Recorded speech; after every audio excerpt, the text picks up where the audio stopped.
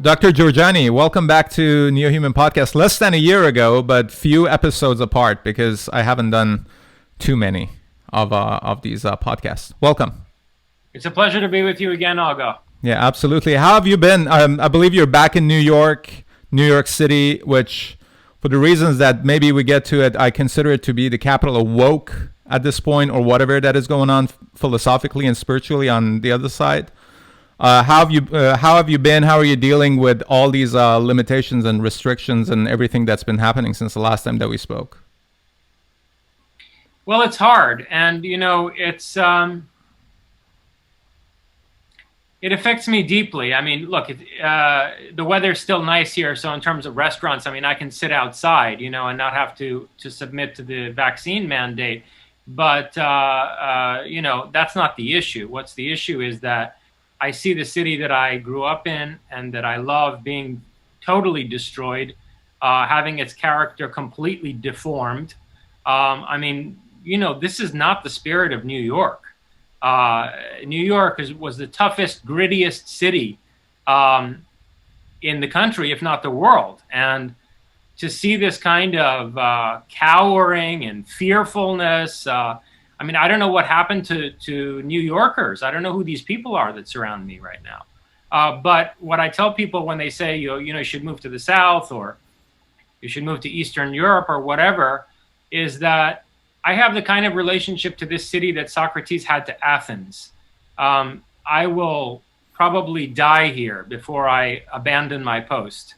So we'll see what happens. But New York, to me, is a city like Babylon once was, like Rome was. It's a city that may die many times, but come back with a vengeance. And I do think that our worst days are probably ahead of us, but that this city will rise from out of the waters and from out of the waves and from out of the ashes, and it will be a phoenix. Yeah, I think it's important to consider, because a lot of people are saying that these people are incompetent, that anything that they touch turns into dust and trash. But it's also, I think, important to consider that this could all be intentional as a matter of treason, that people who are pushing these cities to fall apart are doing it just so they can buy the dip, basically. Everything crashes, and these people, in New York, de Blasio and his people, just buying up the city and creating this kind of centrally driven hub of whatever kind of a social experiment that they want to force upon the people. I don't mean to say something so out there so early in our conversation, but I can't stop myself in response to the question or in response to what you just said. I have known some of the top remote viewers, people who worked at the Stanford Research Institute program that was funded by the CIA and then by the DoD to gather intelligence using extrasensory perception.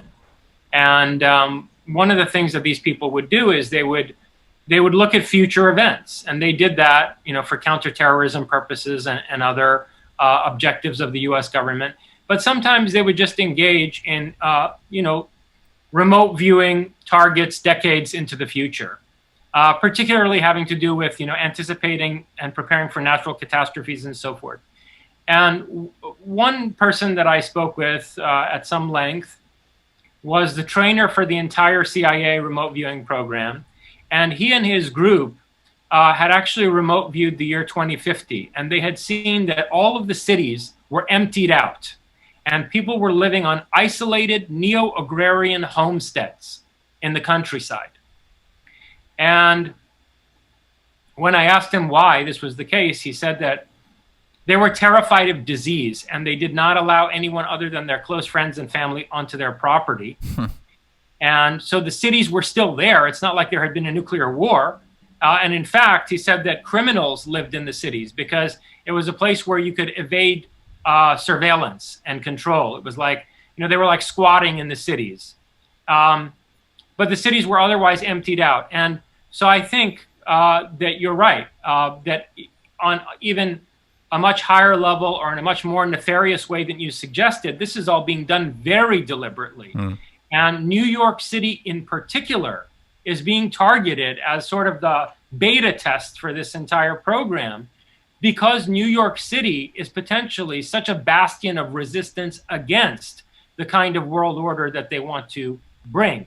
I know a lot of people on the right don't see it that way, but I think they lack a long view of history and they lack an understanding of the nuances of the character of this city.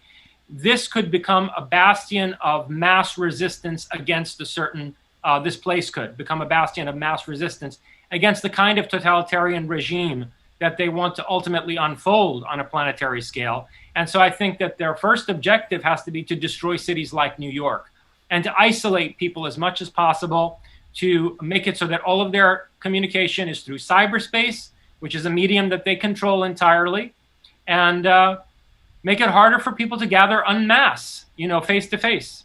So yes, I'm very concerned about that. So let's stay on New York for a second. I want to talk to you about your book, obviously, but I think this is very important, and it could be even related, as you already make some kind of a connection.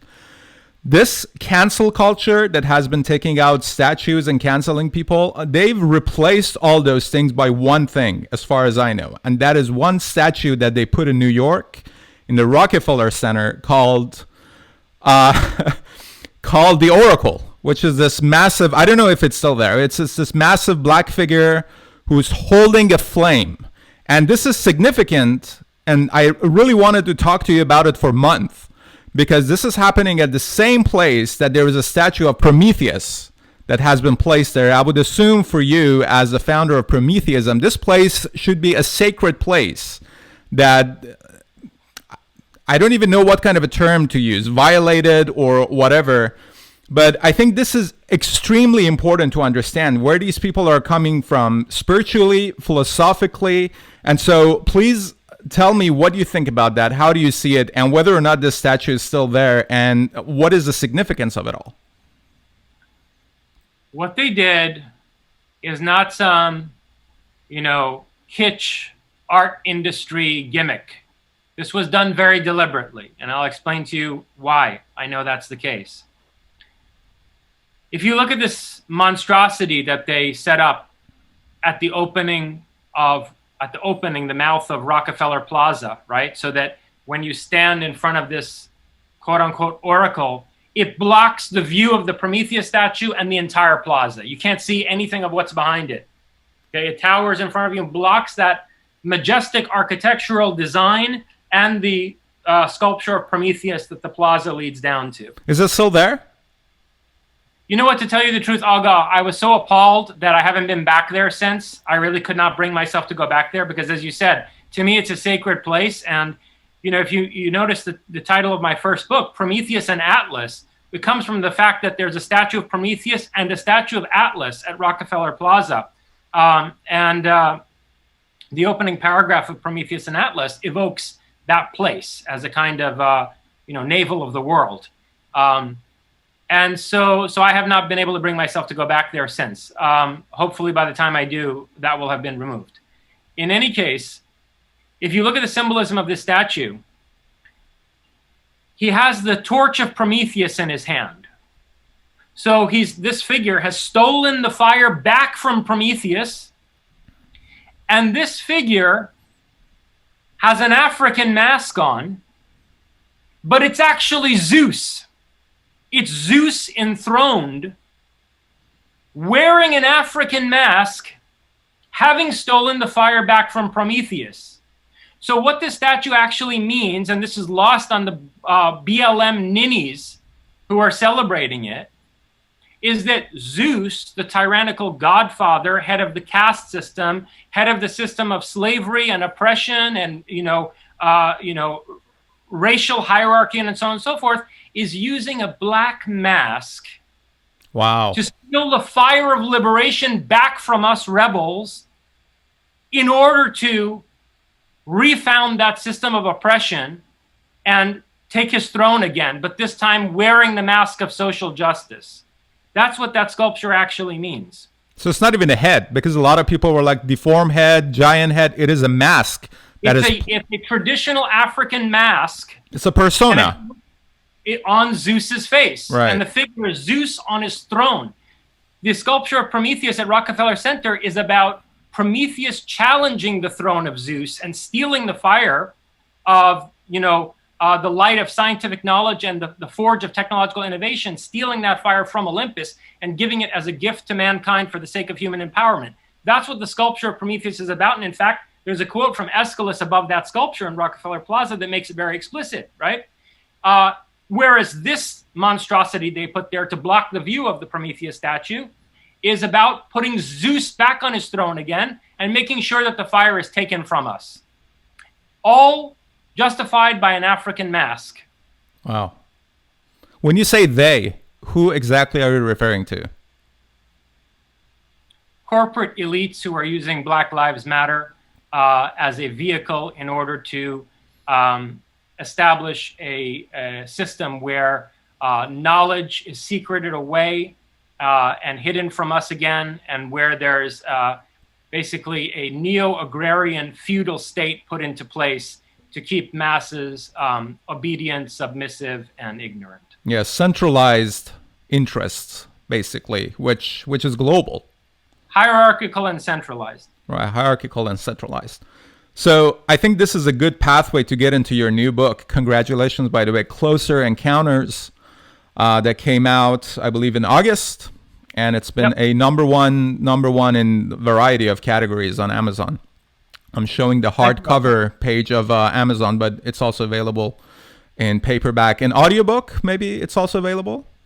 Not yet. Hopefully soon. I'll get Arctos working on that. So let's talk about your intention for writing this book now. And then we get to whether or not there is some kind of a grand intention or grand plan and objective that is being played on this planet and beyond this planet, that it's all basically coming unmasked in this period that we're experiencing. Right. Well, the prompt for my finally writing about this subject after having studied it for 20 years on the side of everything else that I've been doing was the UAP report, which we knew from late last year that it was going to be released this summer. And I correctly anticipated that this report would be a monstrous lie. And so I wanted to make sure to synthesize and crystallize my own interpretation and reflections on Close Encounters and have it ready as a response to this deception that's being promulgated. This is a report about UFO that the U.S. government released after a lot of anticipation and buildup, basically. That's right. The UAP Preliminary Assessment is what it was called. And look, the mandate for this report, which came from Congress and was spearheaded by people like Marco Rubio from the perspective of national security, because our highest level naval assets were being overflown on a regular basis by these unidentified vehicles.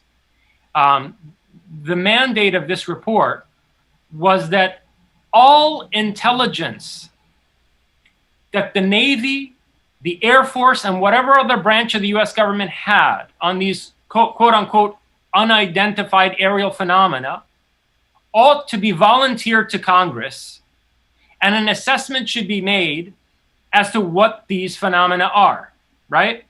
And when we got the actual report, we saw that, first of all, they limited the database upon which they based their conclusions to a period starting from the early 2000s until the present.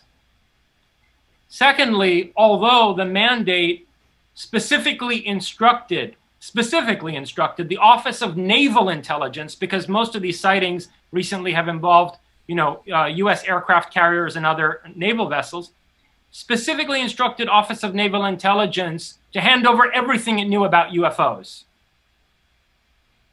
None of that is acknowledged in this report. The Office of Naval Intelligence has an archive going back 70 years, full of hundreds and hundreds of UFO reports, including reports of what they call USOs, unidentified submersible or submarine objects, which are UFOs that come up from out of the water or go back down into the oceans, right?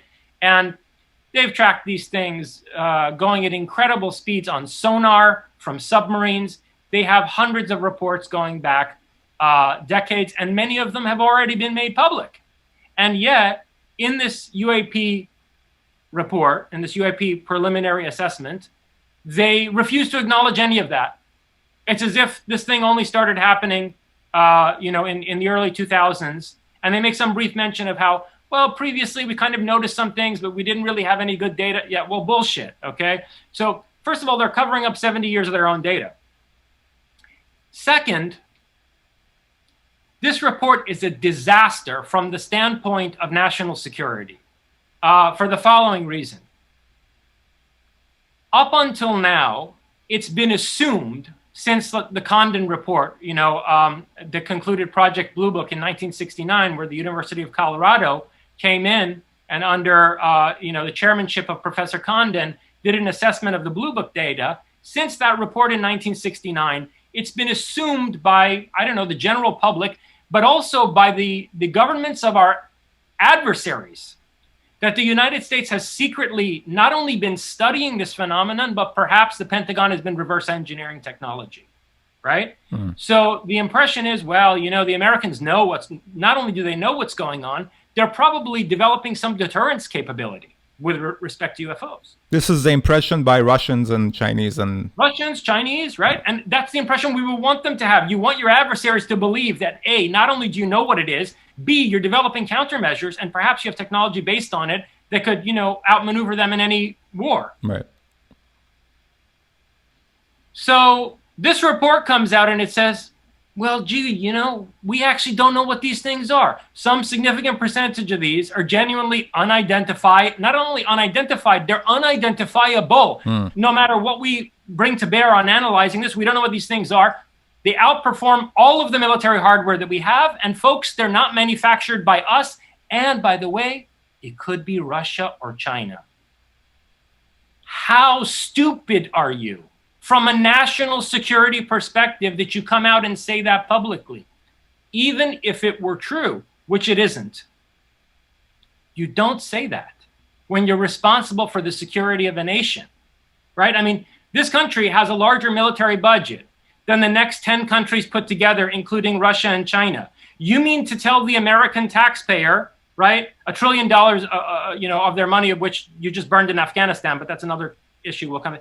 You mean to tell the American taxpayer that with that kind of military budget that they're funding, maybe China and Russia have manufactured these vehicles that are doing end runs around our Air Force, jets and our aircraft carriers? And we're completely, we are subject to the penetration of our most secure airspace with impunity by these objects. And you're leaving open the possibility that they're actually hardware manufactured by our adversaries. That's a disaster. Look, the U.S. government, frankly, has lost legitimacy over that alone. That is an abdication of the sovereignty of the United States in and of itself, regardless of any other factors. I mean, what is even the meaning of U.S. government now? Because you're saying national security interests, but the interests of certain people within the so-called U.S. government is completely different and not aligned at all with absolute majority of Americans. I mean, how can you mess up so badly in Afghanistan, and then the only place that you've had a plan and schedule and everything for was to bring tens of thousands of Afghanis without being vetted into U.S. soil, into the U.S. territory? I mean, it's so obvious that this is not a group of people who are collecting taxpayers' money, hard-earned money, while looking down at them and serving some other interest. I don't know if they're bought out by the Chinese or whoever, but they're definitely not aligned with the interest of America, as you and I and a lot of other people would consider that term to have any kind of a definition and meaning, America. Look, tomorrow is September 11th. Tomorrow.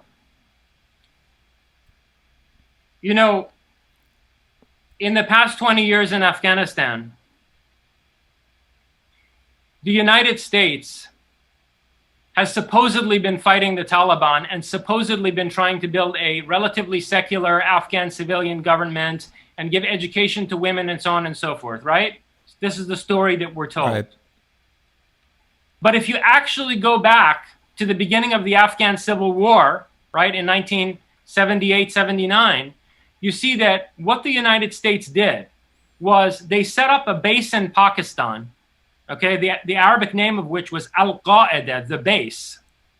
And they brought Saudis and other Salafis and Wahhabis to Pakistan and sent them via Waziristan into Afghanistan to fight not just against the Soviet Union, but to dominate other factions of the Afghan resistance, like the Northern Alliance that was led by Ahmad Shah Massoud.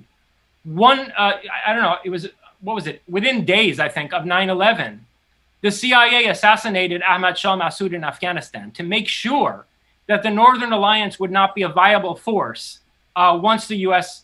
became engaged in Afghanistan. And so instead of fighting the Taliban for the past 20 years, which is the facade that's been presented to us, what the United States did, not just over the last 20 years, but frankly, since the beginning of the Afghan Civil War, is it took a group of uneducated, poorly organized Talibs, religious students, mercenary religious students, and it put them on steroids by bringing well-funded, well-armed Saudi and other Salafist forces into Afghanistan and creating this super Taliban, which has now successfully taken over the whole country. Okay? With U.S. weapons and equipment and unbelievable. Conveniently paid $85 billion to arm this, mock-up Afghan military that would then lay down all of its hardware, its attack helicopters, its tanks, everything, so that the Taliban could be armed to the teeth with state-of-the-art American military hardware paid for by the taxpayer, the same taxpayer that is being told that maybe, China and Russia are manufacturing flying saucers that outperform anything that our Air Force and our Navy have. What kind of government is this? Yeah. Yeah, I think a lot of people are asking that question now, which is, it's terrible what's happening, but it's also kind of in some kind of a desperate, twisted way. Maybe it can be seen as a silver lining, because when they're becoming so covert and so aggressive, so obviously, it just shows to me, at least, that they're desperate and their narrative is falling apart, and therefore they're just using intimidation and force and coercion to force people to follow the narrative. I wish that were true. I would love that to be the case. Unfortunately, I think that what's actually going on is that there's a deliberate attempt being made to dismantle the United States. Yeah. And I've talked about this in other contexts. I think that from 1945 to 1947, when we brought over those thousands of, the brightest, most industrious Nazis that Germany produced, and we embedded them at the deepest layers of what became the military-industrial complex. And we went in and imported the entire the entire East European spy network of Nazi Germany, the Gehlen organization, into the OSS and created the CIA. We wound up with a deep state in this country that never owed its allegiance to the American people. The objective of that, frankly, fascist deep state was to destroy the Soviet Union. It was to use the American industrial and economic power, this engine of industry in the United States, to defeat Soviet communism, which was its primary adversary. And lo and behold, within a decade of the collapse of the Soviet Union in 1991, we get September 11th and the global war on terror, the American invasion of Afghanistan, right? And what an irony it will be if the graveyard of the Soviet Union, namely Afghanistan, also becomes the graveyard of the United States. And, within a few years after this fiasco in Afghanistan, the United States disintegrates the way that the Soviet Union disintegrated within a couple of years of the Soviet withdrawal from Afghanistan. Probably harder, considering the amount of weapons and the kind of division that exists in this country. Much harder, because, you see, look,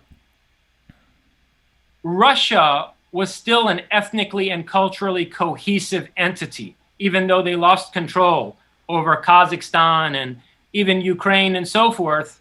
The Russians have an ethos and an ethnos. America is so internally divided that if the United States disintegrates, we're going to see a horrific civil war in North America. All kinds of conflict over resources, ethnic conflicts, militarized class warfare, and so forth. And so, yeah, I think the United States is going to fall harder than the Soviet Union. But to go back to your point, or your I don't know, speculation, hypothesis. My coping. Yeah, I don't want to put it that way, but it's that I wish what you were saying is true. The thing is, I think it's by design. They're doing these absurdly, self-destructive things because the people who are ultimately designing these policies actually want to see America fail. They have turned on the United States from inside, and they're now transitioning to a model of world order where China is used as the dominant vehicle for achieving their objectives, not the United States. So what you said about you can't even recognize New Yorkers, I think the same can be said about humanity in large, what's happening in Canada, in Australia in specific. And you see it a lot of people, not only that they're not doing anything against it, they're rationalizing it just because they don't want to take any kind of an action. Where are we headed? Because what you're saying and what I see, as I said, there is a coping side of, I'm like, well, maybe this is the case. I don't know. But based on what I'm also observing with respect to humanity, there is not going to be any kind of a well-defined opposition against this incredibly focused and vicious kind of an attack on individualism. Would you say that this is ultimately an attack on individualism? Most definitely. And so that's why I focused my response on articulating a form of individualism that is not spiritually bankrupt and materialistic. One of the problems with the West, definitely from the 20th century onwards, is that the Western emphasis on the liberty of the individual and on the autonomy of the individual with respect to state power has been almost inextricably fused with a kind of soulless materialism, right? I mean, capitalism functioned as a kind of vehicle to free the individual to some extent, but capitalism also degraded the human experience by hollowing out all higher orienting values and by turning the individual into a consummate consumer, right? And so I think if we're going to extricate ourselves from this situation, we need to articulate a vision of individualism that is spiritually rooted and that has some higher aims or goals and that can reorient the developmental trajectory of our whole civilization, that can give man a sense of purpose and meaning again, while at the same time protecting the individual from collectivism and from totalitarian state power. So that's effectively what I'm trying to achieve with this Promethean vision that I've set forth in my writings. We absolutely need something like this because the only side, I see this wokeism and all that, whatever you want to call it, as a replacement for religion. This hollowing of the individual of any kind of anything other than the surface has been done, from my perspective, is specifically to get rid of the concept of religion and quote unquote God, just so state can become the higher power and the absolute authority. But the thing is, the only replacement for it at this point that I see there is some kind of a backlash against the system is evangelical, fundamentalist Christian right. That they're hell-bent, as we see right now. I mean, I'm not sure if this is a very good timing to push abortion into the narrative when you're a few days away from the recall election in California, and maybe a year away from absolute tyranny to take over the United States and all over the world if there is no any kind of organized backlash. And yet we are kind of stuck between this wokeism or Christian fundamentalism that now it energizes certain part of the base of the Republicans to take over the House, take over the Congress, and take over the presidency, they're saying, in 2022 and 2024. That's absolutely right. If something isn't done about it, what we're going to see within a decade is the fracturing of the United States, some kind of a second civil war that results in a neo-confederacy, which is theocratic in nature. We're going to see a biblical republic come from out of the South. And what a wonderful alternative to wokeism, right? I mean, talk about being between a rock and a hard place. And so, we need to really get on this and begin preparing rapidly from now to field a third way, another alternative, hopefully from out of the libertarian Western states of America, the Wild West, not including the West Coast. But, there's a significant segment of the red states that are not evangelical conservatives and that are more libertarian in their orientation. And, while I certainly don't agree with Ayn Rand on many things, and, I have big problems with her objectivism, after all, remember that the vision of Atlas Shrugged of a kind of, utopia of liberty was based in the Western United States. Galt's Gulch, Atlantis, quote unquote, was actually, it was in Westworld. And I think that's a place that, we need to very seriously think about turning into some bastion of resistance against, the machinations of these totalitarians. And that as America begins to collapse, as the United States begins to disintegrate, we have to make sure that the center of gravity becomes that part of America and not, Dixie, not the Bible Belt. That's a strategic objective that needs to be taken very seriously right now. It's interesting, though, because what you're saying is absolutely in favor of individualism, yet for any kind of a fundamental change, you require tribes to take over other tribes, not necessarily violently, but, it's only a better idea that will defeat an idea. It's a more capable tool that will defeat a tool, and it's only a more capable God that will defeat a God. And so where are we with respect to, for lack of a better word, making Prometheism into a tribal kind of a gathering, tribal kind of a force, organized kind of a force? Let me just say something on a deeper level about that. Plato is a very complex thinker. Plato is an esoteric writer. There are all kinds of dimensions to Plato's thought. And I think that the Platonists really are doing a disservice to Plato. They misunderstood him fundamentally when they created this almost ideological system based on his thought. But Plato got something very right in Republic when he wrote that people need religion. People need some kind of a spiritual ideology to serve as the backbone of a viable constitutional order. And this is one of the things that, Prometheus, bless them, the founding fathers of the United States did not really understand. They projected their own free-spiritedness onto the majority of society. They misunderstood the mass of the American citizenry as potential Thomas Jeffersons and, potential Tom Paines, right?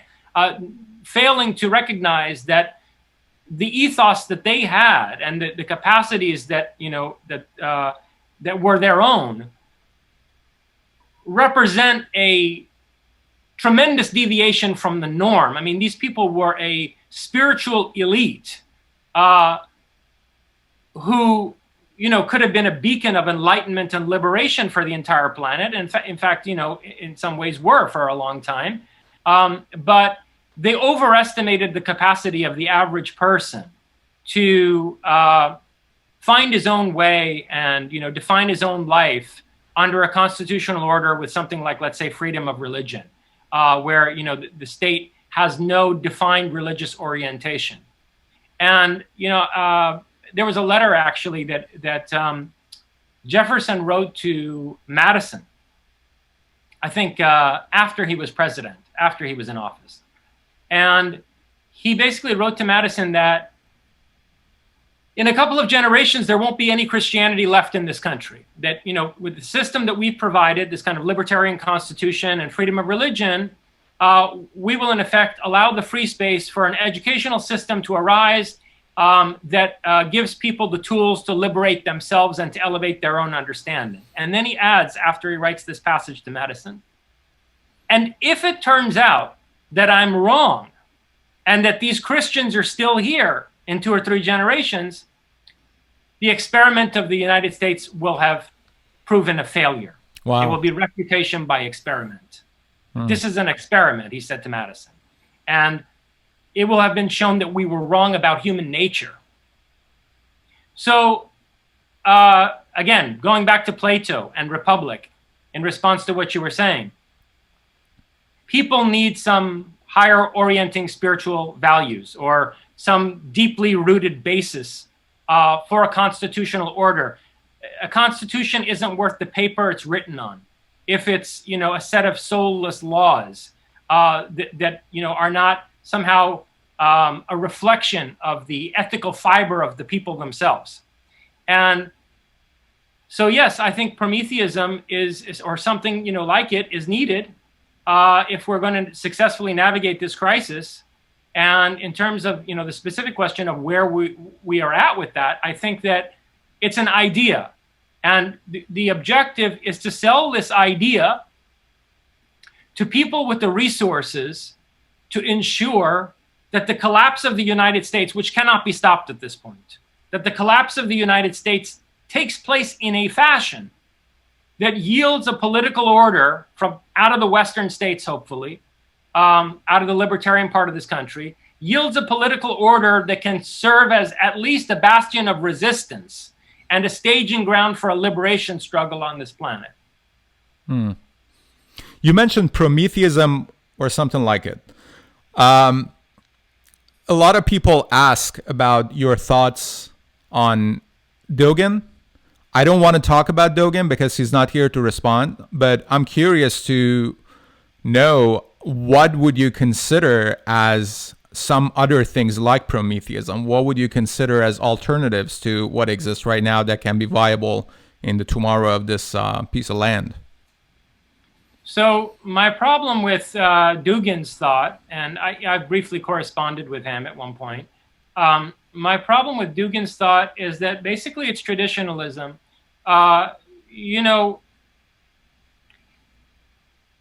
His ontology, first of all, he doesn't really have an ontology or an epistemology. Dugin is an interpreter of Heidegger, and he interprets Heidegger in a very conservative way, along the lines of this idea that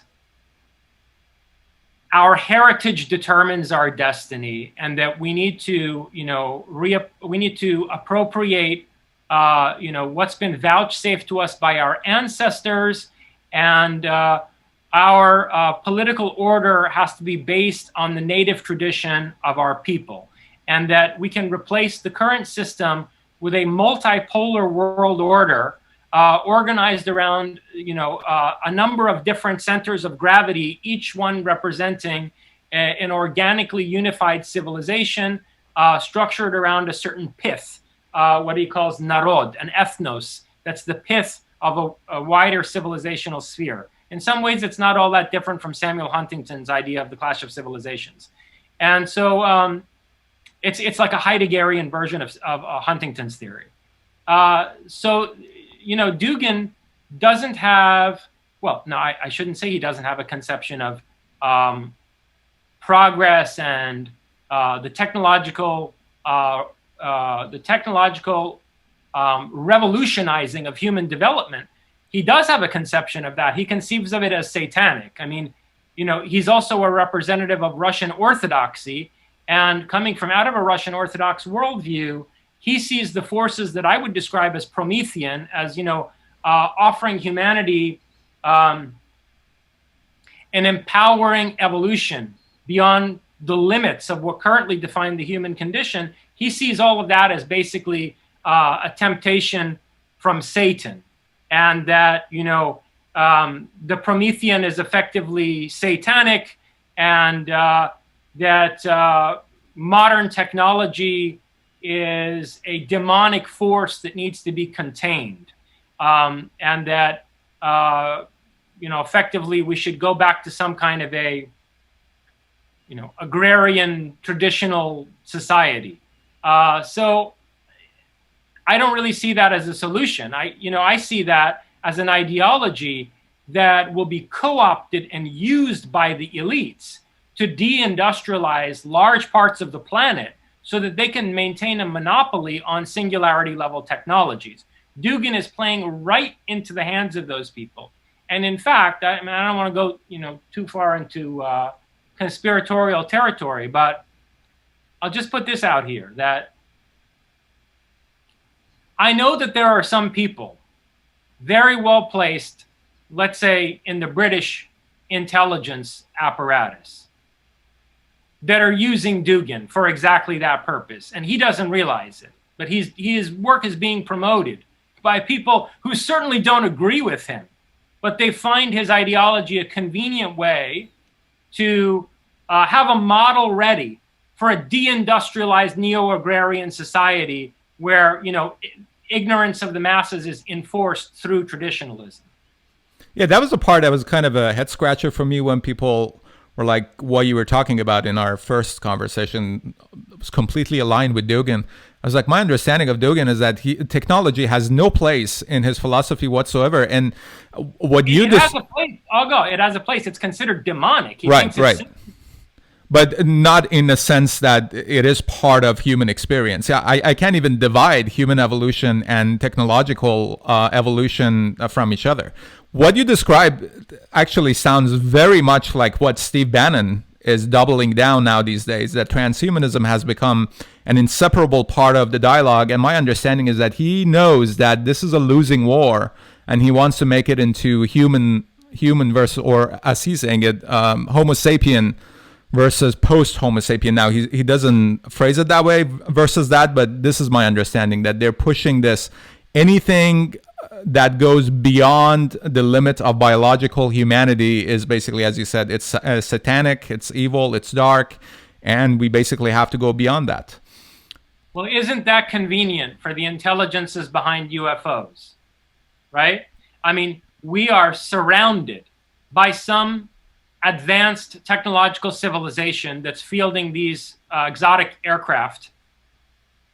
And clearly, it's a post-singularity civilization. Whatever technologies that we're looking at, their convergence into the technological singularity a generation from now, have already yielded a post-singularity civilization for the people who are piloting UFOs. So the same entities that are regularly violating our most sensitive airspace already have the level of technology and scientific knowledge that people like Bannon and Dugin want to deny to humanity. My position is that we should achieve technological parity with these entities, or come as close to it as possible, and use that technology in a way that empowers the human individual and gives us some fighting chance against their machinations to basically turn us into a feudal serf population. So do you see anyone else talking about the same thing? Because the only other person I can think about, except you, that brings technology into the core of the issue, and he's not arguing for the sake of governance, he's a philosopher, Yuval Noah Harari. He sees the evolution very related with technology and humanity, and he goes beyond humanity and all that. But I see you as a unique, very, very unique example that is a treasure to some and a mortal enemy to some others that you just described, because you hit right at the target, and it's so organic to human existence that it's very, very difficult to deny the viability of it. And you really have to take refuge to some other kind of an ideology, as you described, that, oh, technology is evil inherently. Yes, unfortunately, what you're saying is true. The problem with people like Yuval Harari is that they're still trying to accommodate themselves to the establishment to some extent, and not engage with the data, say, of parapsychology, or get into, ufology and whatever, because they think that it will discredit them with respect to the establishment. And at the very least, one can say that's a miscalculation, because I guarantee you the establishment view on things like ESP or UFOs is going to change dramatically within the next 15 to 20 years. And if we want to really develop an alternative to this global tyrannical system that's being put into place right now, we have to engage with the full range of data and with everything that's been marginalized by the establishment to date, right? Because the system that they want to put in place, the kind of technocratic, global totalitarian state that they're engineering, it completely incorporates knowledge of parapsychology. And so to come up with a model that's a viable alternative to that, we need to do the same. And you can't worry about being marginalized on account of it. You have to think ahead. You have to think at least a few decades ahead, which is what I'm doing. So yeah, unfortunately, you're right. I mean, there aren't too many people doing that. And I wish there were. And so when I said Prometheism or something like it, I mean, like, look, if you have a problem with what I'm doing, show me a better way. I'll sign on. Show me a more viable alternative. If I see something better than what I've come up with, I'll go contribute to that project. Yeah.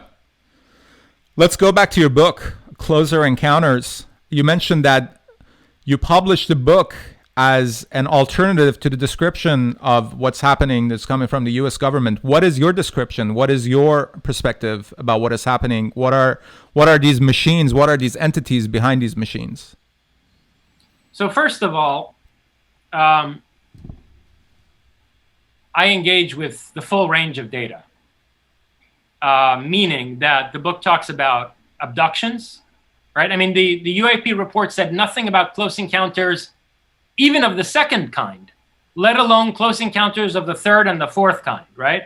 The report was focused on what are called close encounters of the first kind, which are UFO sightings, or the tracking of UFO by radar or something.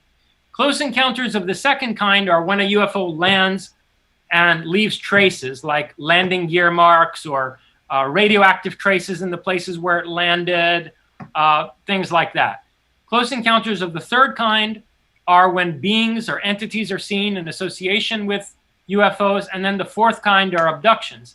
And so I deal with the full range of close encounters in this book, and that's one huge point of divergence from the UAP report.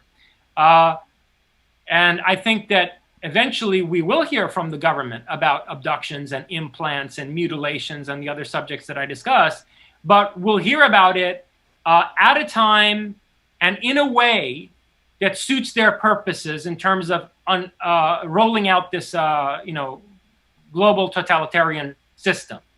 And so one of the things that I argue in this book is that we're probably eventually going to be given a narrative that there are the good guys and there are the bad guys. And, you've got these nefarious gray aliens here who are abducting your children in the middle of the night, and they're implanting you, and they're responsible for cattle mutilations.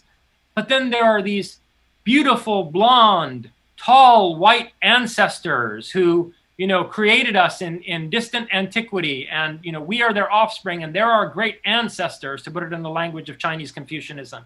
And they are going to protect us from this, diabolical enemy that's coming here and, abducting people in the middle of the night and so on. And the whole thing is a good cop, bad cop routine. It's a hydra. It's one entity with two or more heads, and it's being used to create a false alternative in order to get us to submit to a control system that already, I argue, has shaped the religious beliefs of the majority of humanity. One of the lines of argument in Closer Encounters is that the quote-unquote revealed religions are actually, psychosocial control mechanisms put in place by the beings behind this phenomenon. And so I argue in this book that instead of falling prey to this good cop, bad cop routine, we ought to take a closer look at who exactly these beings are, and what exactly the nature of the control system that we're ensconced in is. And my thesis is that what we're really dealing with here are not aliens coming from Zeta Reticuli, or like being caught in a war between two different alien races. What we're dealing with here is the deleterious effects of a group of human time travelers on the continuum of our history. That time travel was achieved at a certain point in human history, and that the people who achieved time travel technology, the people who harnessed zero-point energy and constructed anti-gravity propulsion systems and vehicles that also are time machines, those people effectively set themselves up as gods over the rest of us by being able to deal with the variables of human history on a fifth dimensional level. In other words, to tinker with our 4D history from a higher dimensional vantage point. And that's really the nature of the problem. And that's why, we shouldn't expect any disclosure from any of our governments, any of the governments of the leading world powers, because this is not a question of the defense of humanity from some alien entity. It's a question of being inside of an invisible control system set up by humanity to oppress humanity. Would you say that they're traveling back in time to change something in the future? Or they're just doing it to, what is the purpose?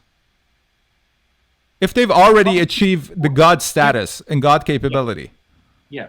What's the purpose of any political system for the people who lead it, right? Once you are operating on a fifth dimensional level and you have, 0-point energy that allows you to traverse space-time and set up societies that you control in different epochs, well, why would you operate with any logic other than the logic of colonialism and mass oppression that's determined most of human history, right? I mean, what we're dealing with are people with the same colonial mentality that the British Empire had, except they have time travel technology. And, they see the majority of the human population as an animal farm, as a herd that they want to maintain control over. And they have all these beautiful justifications for it, which I get into in my book. Like, for example, that there's a cosmic order and they are higher evolved beings who are creating a microcosm of the cosmic order, which allows people with a low level of consciousness to cultivate themselves lifetime after lifetime through duty and service in their respective caste, so that they can ultimately, make their way up to the rung of the system that these putative gods see themselves as belonging on. Cosmic experts. Yeah, exact. Cosmic experts, the Brahmins of the old Hindu caste system. Right. And so, and look, the British colonialists thought this way too, about the Indian population and various Africans that they governed. So, with reference to Charles Fort, among other people, I argue that effectively we're colonized. We're in a colonial system, and we're also in a system that resembles a farm, where we're being tagged like animals and monitored. And again, they'll provide all kinds of sophisticated justifications for this, but really it's because they're sadists and they're drunk on their own power, like the governors of any colonial system. And no, go ahead. And there are people in our timeline right now that you would say are in contact with them and are aware of this dynamic? Yeah. Oh, absolutely. I think that even the people involved in the UAP preliminary assessment at the highest level know exactly what's going on. When the Office of Naval Intelligence is audited by the Senate to hand over its entire dossier of close encounter reports going back to the 1940s, and they come back and they talk about the Omaha and this one and that one from 2000 and, 2000, the Nimitz and the Omaha from like 2004, 2007, that's all they have to give.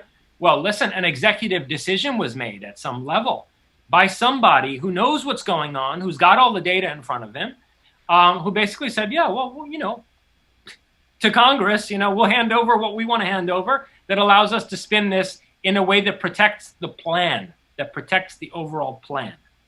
And so, yes, I think that there are liaisons, at a high level in the Navy and other branches of the military. There are liaisons who are meeting with members of this, what I call the Nordic breakaway civilization, a time-traveling breakaway civilization that's operating on a hyperdimensional level. Are these the same as lizard people? I get into that briefly in this book. I'm not convinced that these quote-unquote reptilians are actually aliens. If you consider our own genetic engineering capabilities right now, let alone what they'll be, on the other side of the technological singularity in a generation, even now in the top laboratories in the world, we could take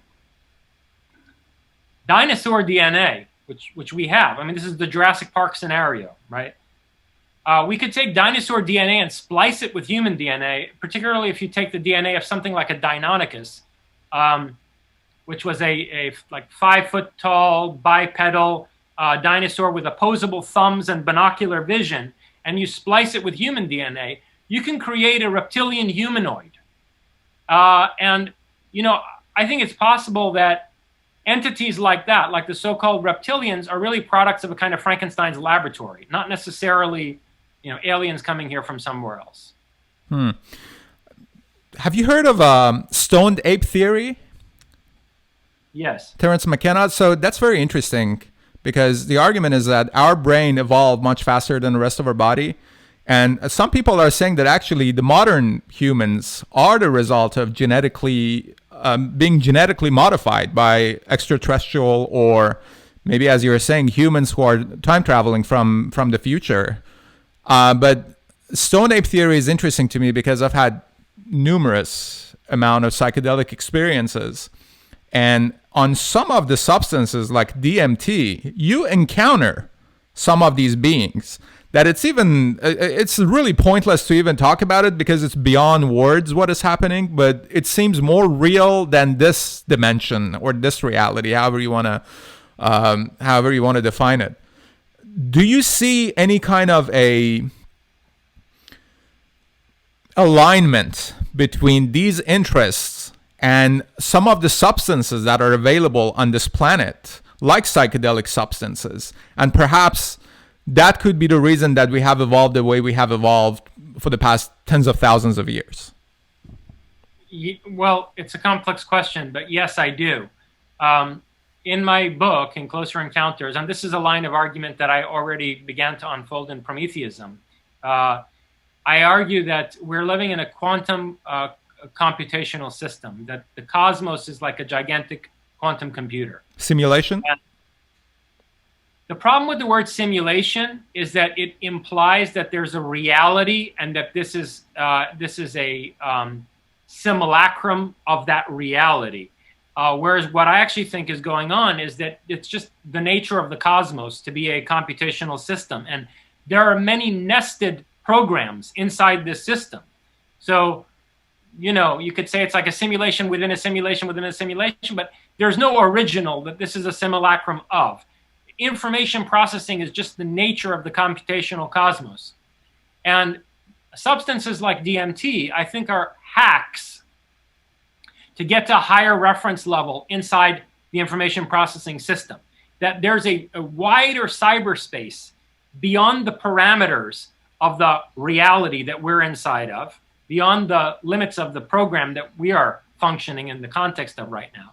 And that substances like DMT or other psychedelics basically allow you an access portal to another level of cyberspace.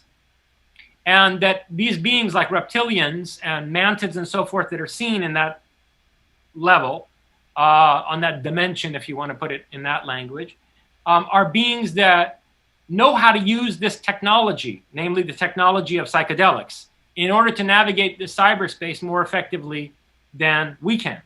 And so I suspect that part of the metaphor of the forbidden fruit in Eden, which we find in the book of Genesis, is that, at least some part of that was exposure to psychedelics, that there was a kind of Promethean rebel faction within the breakaway civilization, the Titans, as it were, who, split with the gods and became advocates of humanity, Titans like Prometheus. Or in an Iranian context, Ahura Mazda, okay, or Mithra or something. I was actually going to ask you if Ahura Mazda is the same as Prometheus. Short answer, yes. All right.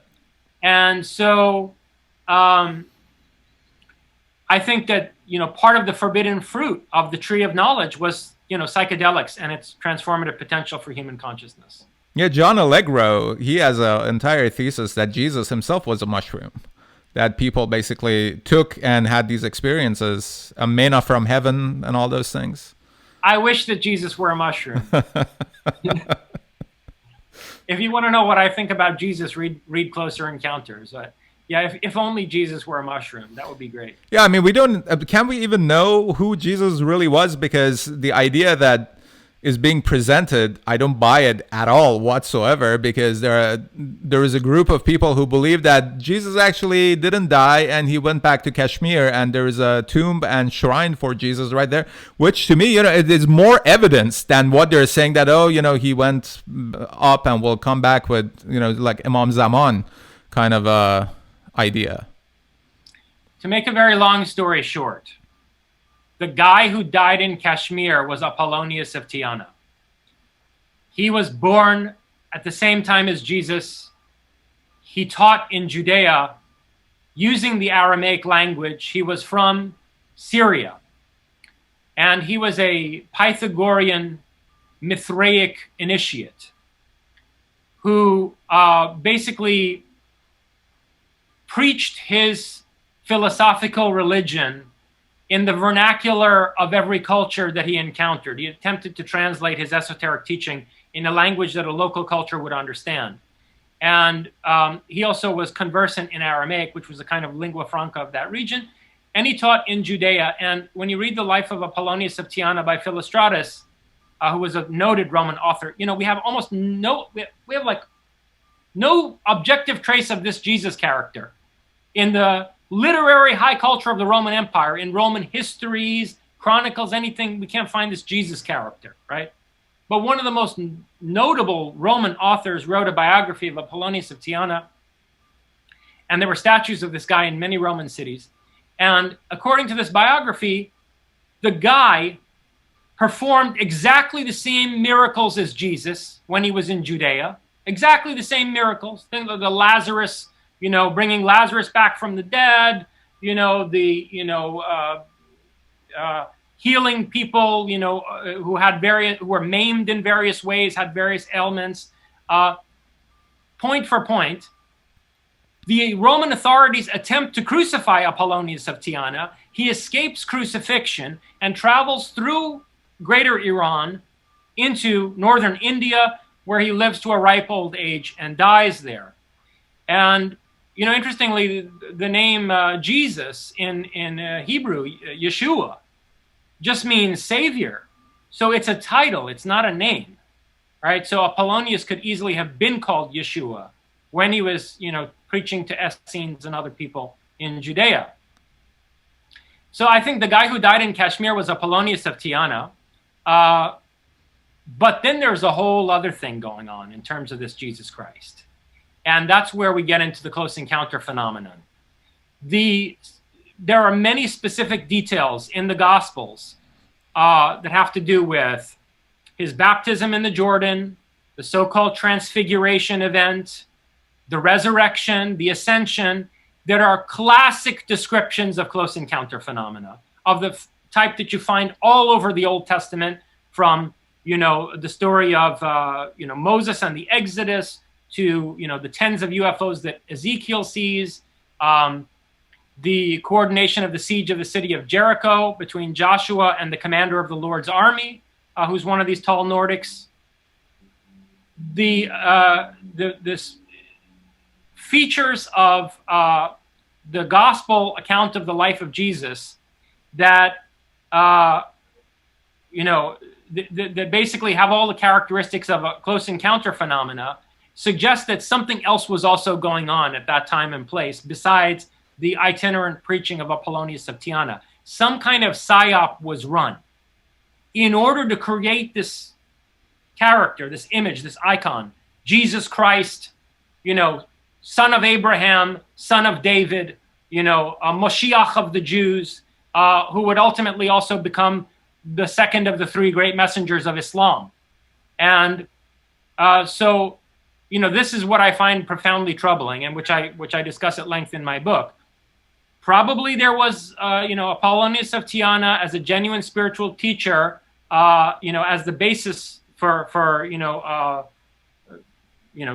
some elements of the biography of Jesus, but then there was overlaid onto that some kind of a psyop and social engineering project, which reshaped the raw material of Apollonius's mission in Judea into this monstrosity that is, the institution of the Catholic Church or the Orthodox Church, into this machinery that carried out, the Holy Inquisition and other atrocities against the human individual throughout the course of centuries. To corrupt it, basically.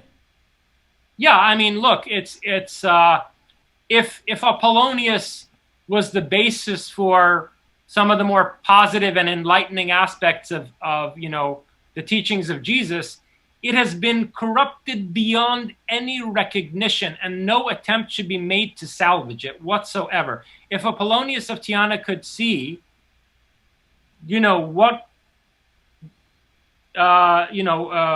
was done in order to produce Jesus Christ from out of whatever he was up to in Judea, I think that he himself would side with the Antichrist, would basically become an advocate for Lucifer. So what is stopping a branch of Christians to pursue technological route and bring Jesus back in a form of hologram? There are Christians who are leveraging technology. There is a Mormon transhumanist organization. I had their founder and president on the podcast. This is years ago. And I also had a gentleman who's a reverend and a PhD who had argued, this is like 5-6 years ago, that we have to use artificial intelligence in order to evangelize Christianity because we're basically being left behind. Yeah, well, look, I'm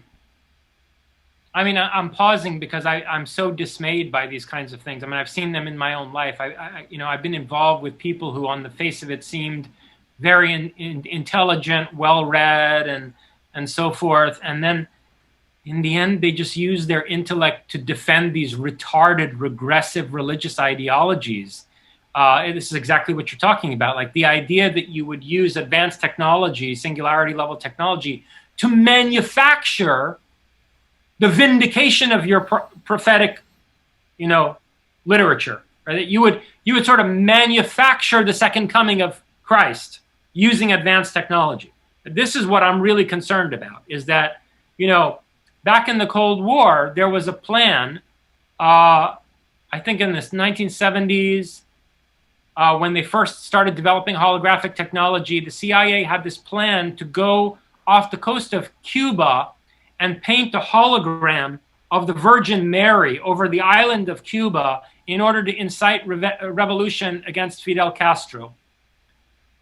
And I can well imagine that, especially if we have that kind of biblical republic that we were talking about earlier, arise from out of the American South, and some of these people still have, access to high-tech companies and, various, resources and, to use singularity technologies that come online in the next couple decades, that a kind of second coming will be technologically manufactured and used in order to, cement this global totalitarian system, which is one of the reasons why I am so vehemently opposed to the whole project of the revealed religions, and why I've been emphatic that Prometheus is Lucifer, that Lucifer is the Latin name of Prometheus, and that the reason I'm choosing Prometheus is because it's a symbol that doesn't depend on Christianity. The image of Satan or of Lucifer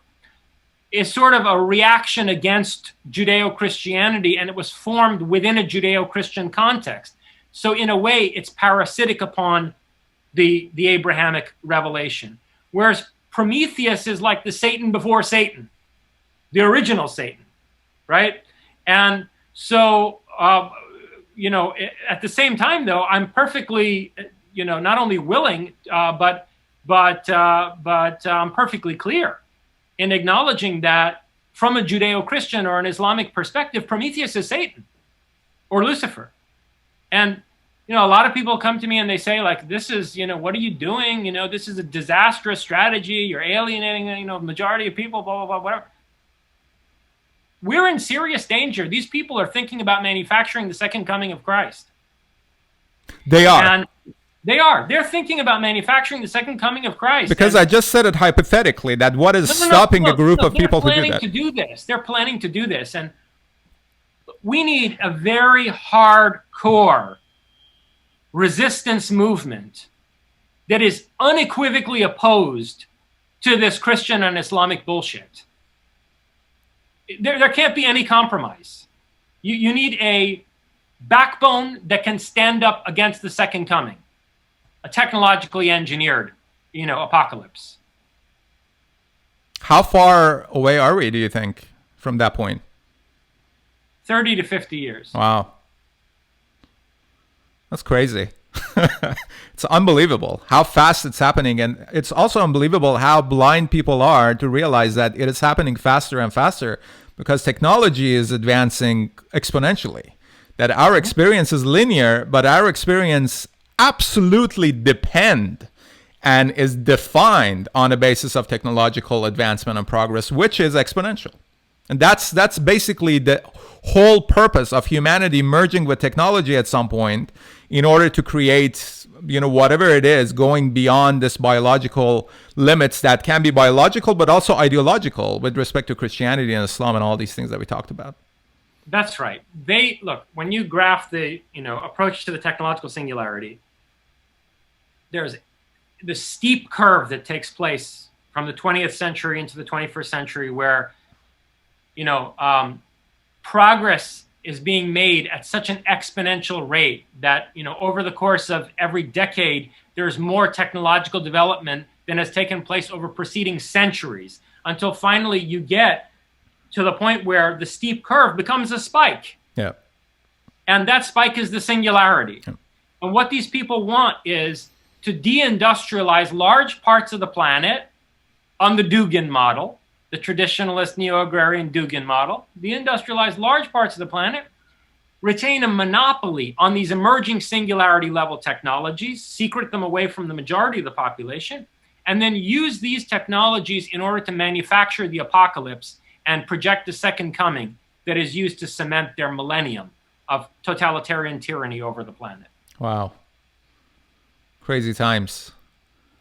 Where do you see the role of Iran in this world? Iran could be the fulcrum of the whole damn thing. Why? Because, first of all, no country is more Promethean in its foundation than Iran. This goes back to what you were asking earlier about Ahura Mazda and Prometheus, right? The Haqqa-Manashid state ideology, the state ideology of the first empire known to human history, right? A cosmopolitan world order that encompassed almost the entire known world, right? Where half of the population of Earth at that time were citizens of the Persian Empire. The state ideology of that regime was Promethean. That's what that was. If you look at what Darius the Great was doing with the development of the banking system, with the standardizing of coinage, with the royal road system, this intercontinental highway that he was building, with his geoengineering projects, the canals, the bridges, etc. This guy was a titanic Promethean builder. And this ideal of, Ahura Mazda and Sepantaminu, the progressive mentality, the forward-oriented mentality, and the fire of the forge that, Iran was oriented around spiritually at that time, that is the beginning, at least in recorded history, of the Promethean trajectory of development that's taken up in the European Enlightenment by people like, the Marquis de Condorcet and, Hegel and so forth. And so, go ahead. Correct me if I'm wrong, because I think my understanding is that Mithraism pretty much took over the world until Christianity merged with the Roman state in order to create political Christianity to stop the growth and spread of Mithraism. Is that correct? Call me a conspiracy theorist, but it was done by design. We were this close to taking the Roman Empire. Iran and Rome would have merged. They would have become one entity stretching from Spain to the border of China under Mithraism. It would have been a Hachameneshid Empire 2.0, much more expansive. And instead of having this retarded ideology of Christianity be the spiritual backbone of the colonization of the Americas would have been colonized from out of the old world by Mithraists who were interested in liberation and progress, which literally would have been the return of Quetzalcoatl to the Mayan territories. These poor Mayans who had their own Promethean figure in distant antiquity, namely Quetzalcoatl, who fought a battle against Tezcatlipoca, their Zeus, the god of the smoking mirror. Tezcatlipoca is the guy who taught them how to cut human hearts out on tops of pyramids and sacrifice people and all that. Quetzalcoatl is their Prometheus figure. And he was actually described as being a tall Nordic-looking person. So together with his companions. Right. So these poor Mayans were told by Quetzalcoatl that they would come back one day and save them from this tyrannical, archontic bastard Tezcatlipoca. And so when the Spaniards showed up, these Mayan priests misinterpreted them as the return of Quetzalcoatl. And, instead, these inquisitorial Christians plundered the Mayan world and burned all their codices and so on and so forth. Now, if Mithraism had conquered the Roman Empire and the expansion further to the west from Spain, into the Americas, had taken place under the banner of Mithraism, of a Mithraic Rome that had fused with Iran, imagine how different the contact with the Mayans would have been. And that future was stolen from us. This is what I mean when I say the variables of our 4D history have been messed with on a fifth dimensional level. It's things like this. The creation of Christianity to change the timeline so that we wind up, with this horrendous Catholic plundering of South America instead of a Mithraic enlightenment in South America, Mithraic reclamation of Mayan culture and so forth that we could have had. Yeah, interesting. You mentioned Mayans. I've done a lot of DMT, and many times, and there are two different kinds, right? There's a natural one that comes, which by itself, it must be an alien kind of an interference, because there's one species out of 7,000 plus amphibian species, this toad, bufo, that generates the poison on its back and on its gland, that you milk it basically and dry it and you smoke it, and that's the natural DMT. And it's only this toad that generate that kind of a substance. The other one is NN-DMT, which is concentrated, chemically created. You need to take 3 hits. Visuals are way more profound than the bufo one. And I've come across the imagery of massive pyramid with Mayan symbology on them, massive blue and gold usually, pyramids with Mayan symbology around them, coming across variety of these entities. I have never seen a cross or image of someone who like, I'm Jesus, I'm Christ. And I'm not like, I don't have any kind of a bias against it. I think the humanity's mission from the beginning has been to identify this kind of a central point of alliance, central point of alignment. That you said Mithraism, Prometheism, and that has been stolen. This definition of the divine that we all basically can see ourselves as a reflection of it.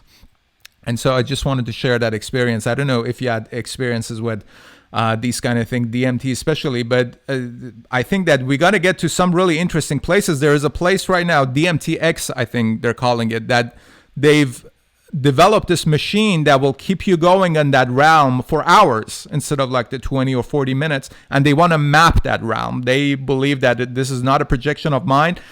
As you said, this is like a hacking, or I think of it as a retuning of a receiver in order to be able to interact with this kind of, with these dimensions, words, layers, whatever you want to call it.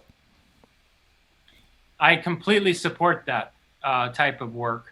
I think one important point to make in response to what you said is that, first of all, I'm very glad that you didn't see Jesus. I probably would have made more money if I'd seen Jesus. Probably.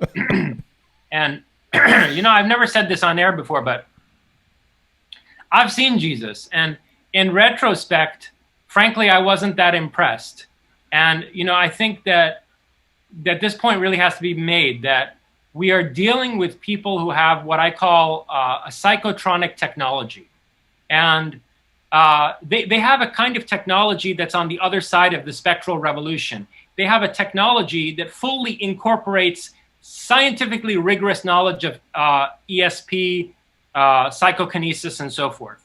And so it's not difficult for these beings to project images into your mind. It's razzle-dazzle is what it is. And you should always consult your own conscience and examine your own ethos. Not be awed by whatever, psychic projections, these beings want to use in order to capture you, basically. And so, if you do see Jesus, please ask him what he thinks about the Holy Inquisition or about what was done to the Mayans. Please ask him about Hypatia of Alexandria, who was skinned alive and burned at the stake under the orders of, Bishop Kirill, who was subsequently turned into a saint and canonized by the church. I think maybe these are some good questions to run by him in case you see Jesus. And witch burnings. Have you ever heard of Apollonius of Tyana? Now, it's interesting that you saw Jesus. Was it on... feel free not to answer, but I'm interested to see whether or not you were under influence of any kind of a substance or like meditation or something like that. The disturbing answer is no, I wasn't under the influence of any of those things, which makes it all the more impressive. Yeah, disturbing and impressive, exactly. And I have to tell you that, these things can't help but to be impressive in the moment in which you're in that experience. And this is actually one of my problems with a lot of these people who are acid heads and users of psychedelic substances.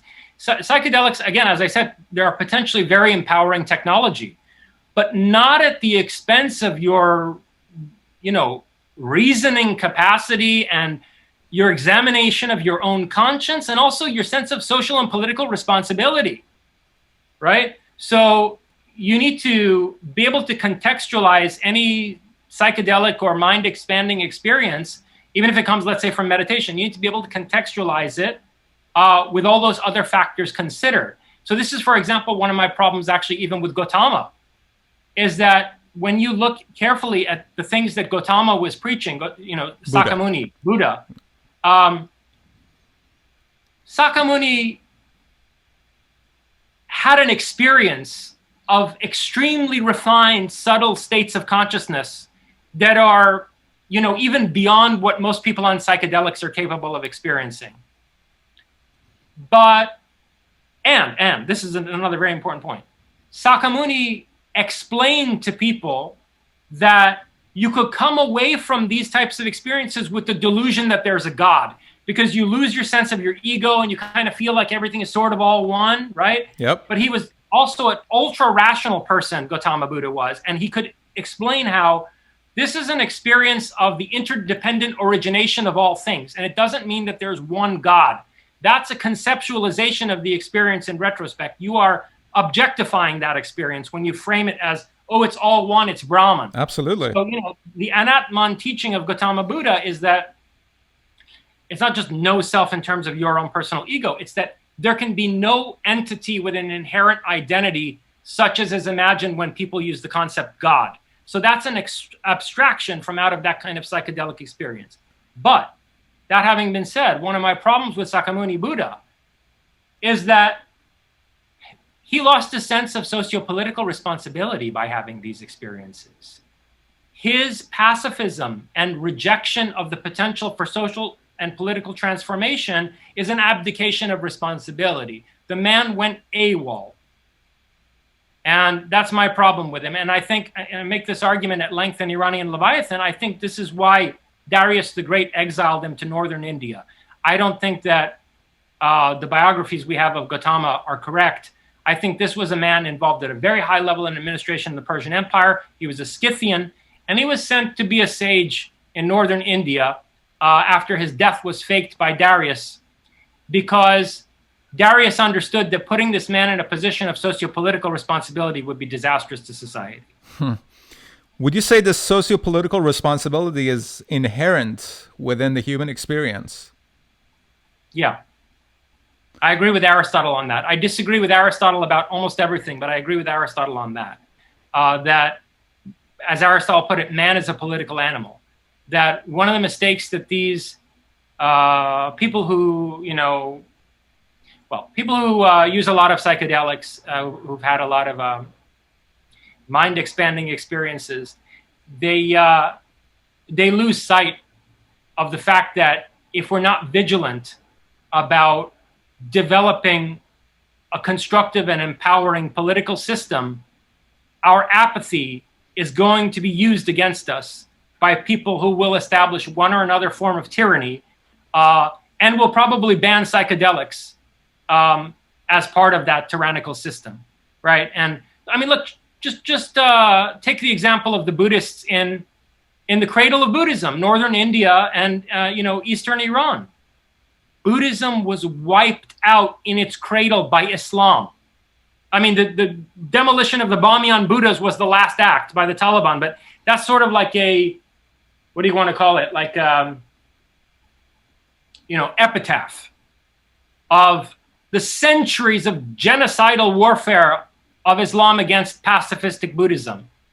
And it shows you the problem with misinterpreting the states of consciousness accessible through psychedelics as, some kind of an experience that shows you that politics is unimportant, or that somehow it's all about expanding our consciousness and having more experiences and all this. No. Look, the tyrants are just waiting to put you inside a psychical control system where you're not even children won't grow up in a society where they have access to such experiences. So, this is why I value Plato having taken politics as seriously as he did by comparison to someone like Gautama Buddha. I think they had very similar levels of understanding in terms of ontology and epistemology. But, to me, Plato is the deeper and more serious thinker because he never lost sight of his socio-political responsibility.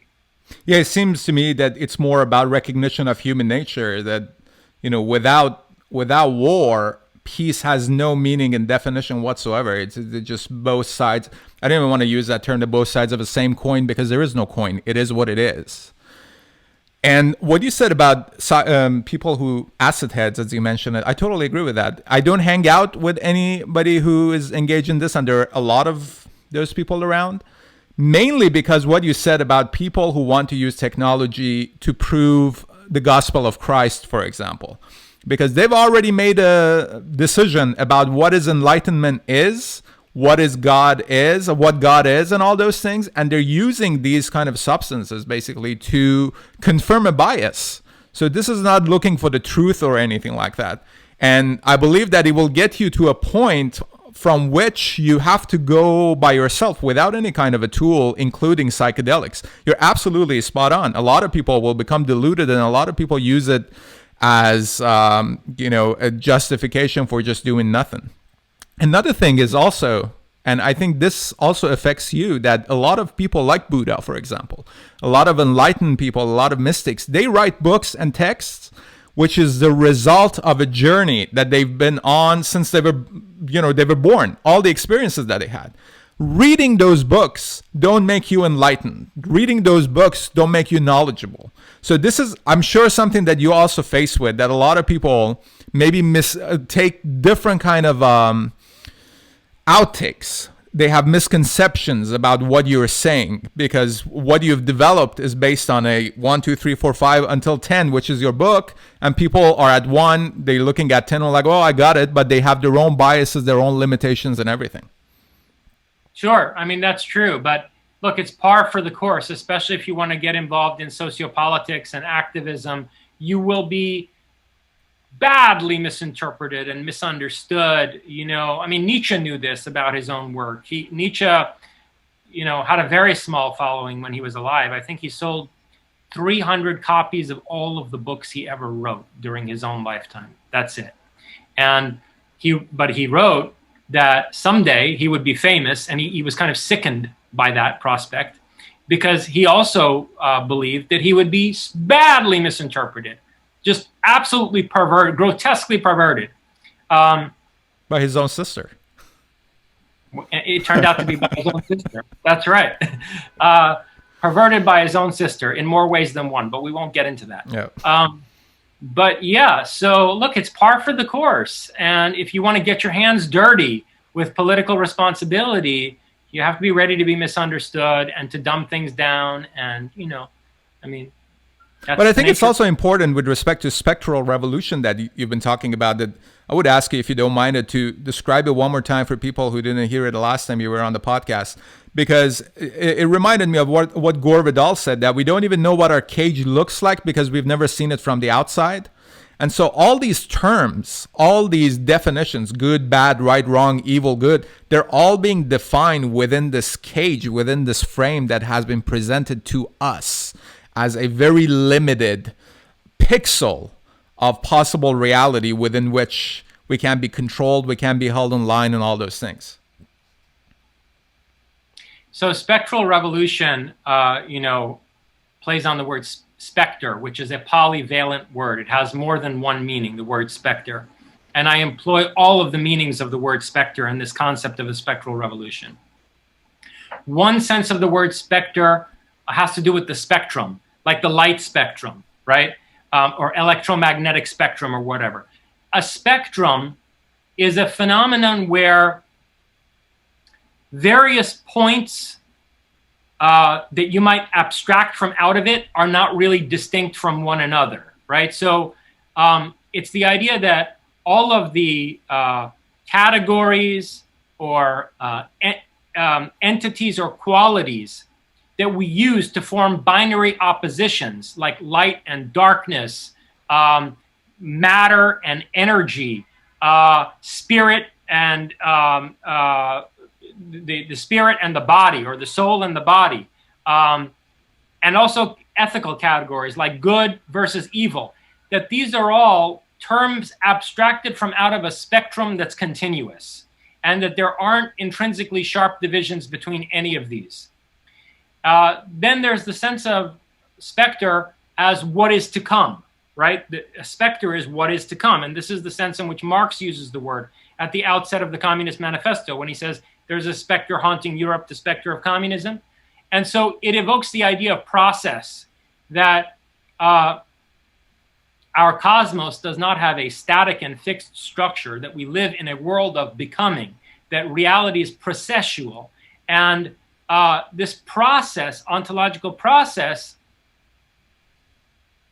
has everything to do with why binary oppositions are our own abstractions and they're not intrinsic to reality, right? Because when everything is in a state of flux, you also recognize that light becomes darkness and good becomes evil, and vice versa. And matter and spirit are two different phases of the same phenomenon. And so that second sense of the spectral as process, as becoming, as what is to come, as the futural, it is very deeply connected to the first sense of specter as spectrum that defies all binary oppositions and deconstructs all apparent dichotomies. Because the core is, because the core is quantum. It's not binary. Exactly. It's a probability function. It's a superposition. Yeah. It's a superposition.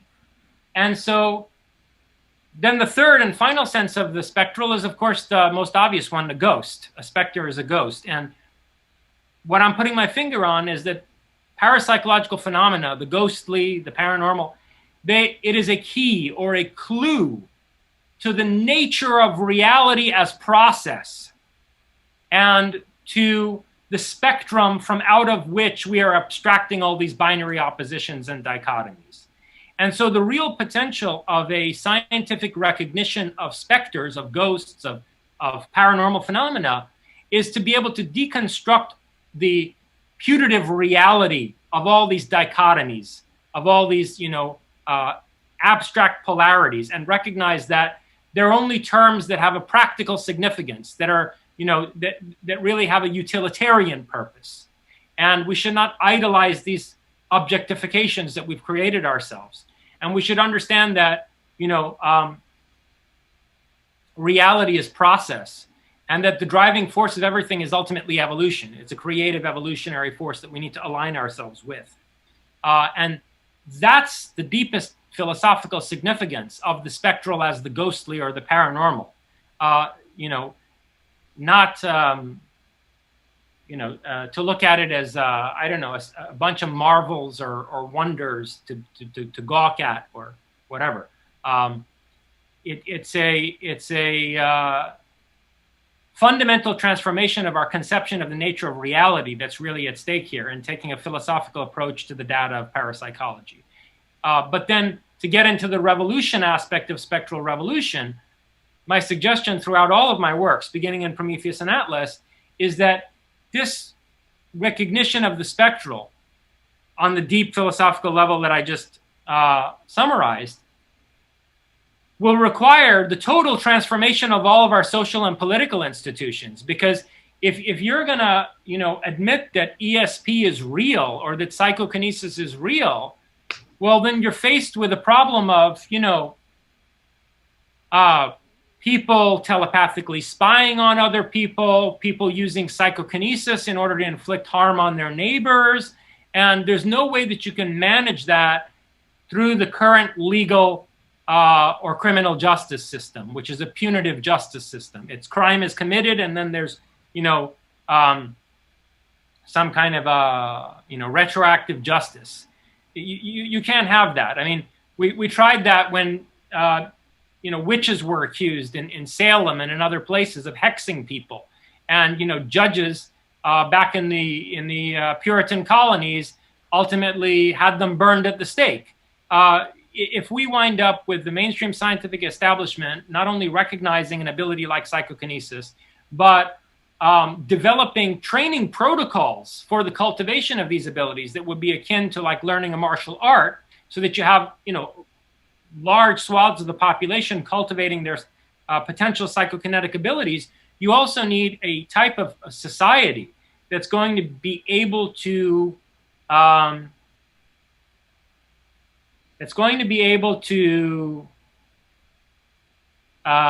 discourage the misuse of these abilities, because there's really no way to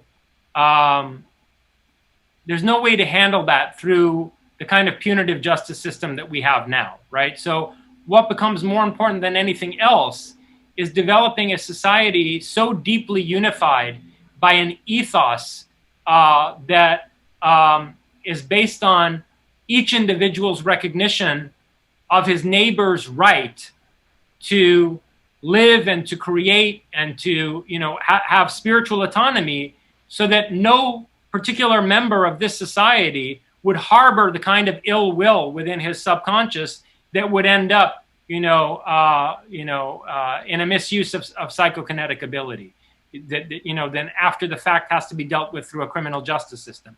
You need to make it so that you have people so deeply unified on a psychical level that they would not even think to harm their neighbor by misusing psychokinesis. But of course, then that presents you with the challenge of preserving the individual and making sure that the individual is not subsumed into some kind of a hive mind or collective consciousness. Yeah, I was going to say that we're on. Whether or not this is something that can be achieved through genetic engineering. Very dangerous. Yeah. Very dangerous. I mean, because you do not want to in any way, you don't want to in any way eliminate the genetic correlates of human individuality from out of the genome. Yeah. Or even compromise them. And so I think more what's needed is the cultivation of a spiritual ethos and the development of the core of a new society of spiritually resilient individuals who are free-spirited enough to want to see their fellow man flourish. That's really what's needed. And yeah, it's a tall order. And, I'm afraid to say that, given the time constraints that we face, there's just no way that, you're going to be able to transform the majority of humanity in that fashion. So really, it's a question of developing, a model society, the nucleus of a new society, and then defending it like a, citadel against any and every potential enemy. Absolutely. Absolutely. I'm not optimistic, but this is a noble thought and concept to thrive for. Absolutely. And that's where you have to begin. Look, you have to be. People can look at me as a naive idealist. Fine. What are you doing? I mean, come up with a better plan. It begins with an idea. It's an idea. If the right people are convinced by that idea, something can actually happen. There are people with resources who understand the nature of the problem. And if they haven't done anything better right now, well, don't blame them. They haven't been shown a better idea. You have to present them with an alternative vision that's viable and, that they might prefer to the current modus operandi, right? The de facto program. And then perhaps if you could convince enough of those people, it will go from being an idea into a program. Absolutely. Well, I never thought of you as a naive idealist or anything like that. Just to put it out there, I see you as a incredibly, as I said, unique and a valuable asset to humanity. And I have to say that I was completely disconnected with Iranian, everything that coming from Iran, because I grew up there. I lived there for 23 years. I went to school, and I didn't want to have anything to do with it. It was until we spoke the first time that I went back and read and listened to some of your material on Iran and Persian Empire and the philosophy behind it. And I was like, I actually feel good about being from that country. So I think this is a disservice that you're not being, like, your books are not being taught at Iranian schools, because it's not like, well, I guess it's against Islam, but that's the order that everybody will be very lucky if it's replaced by something like Prometheism. Look, Aga, I mean, and I hate to end on this note, but I have a lot of problems with the government of the Islamic Republic, okay? But I cannot blame the Islamic Republic for the fact that my works are not circulating in Persian in Iran. I was involved with a group of people in the Iranian opposition who had enough resources to be able to ensure that all my writings were translated into Persian, and we could have had them widely disseminated in Iran. But let's just put it this way. After working with them for a number of years, I see why for 40 years the so-called opposition hasn't been able to overthrow this regime. They can't even get one thinker's writings competently translated and circulated in the country, let alone rival, the power of the Revolutionary Guard and its military-industrial complex. So I think that there's potential for transformation from within Iran itself over the longer term, and that Iran is very important in terms of the larger Islamic civilizational sphere, and ensuring that the Middle East and Central Asia are not subsumed by this global totalitarian system that's being planned right now. That, at a key moment, Iran could act as a kind of Promethean force of resistance from within that whole civilizational sphere, and internally transform itself while at the same time maintaining its force projection capability and acting as a kind of bastion of resistance from within the quote-unquote Islamic world, and throwing a huge monkey wrench in the plan to basically subjugate the planet. I completely agree with you. And this is a agreement that has been developed over the past maybe a year or over the past couple of months, that I went from Iran should not have, for example, access to nuclear weapons, to thinking to myself, why wouldn't Iranian government want to have a nuclear weapon, and a couple of them, considering the world order and where they're placed at this point? I totally agree with you. You see, listen, the people in Tehran watching this right now at Etelat, Sepam, whatever, people, I'm doing your work for you.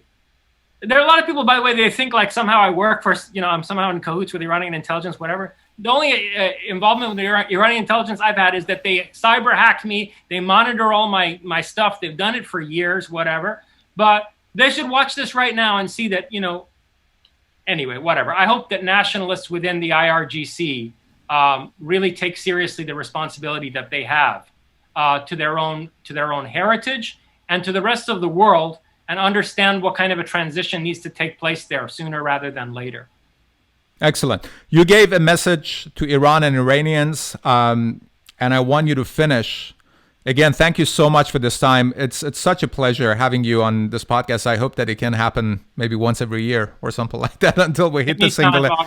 It's always my pleasure, anytime. Yeah, likewise. Dr. Jorjani's book, his Closer Encounters, go and buy it and support this man all across social media and everywhere.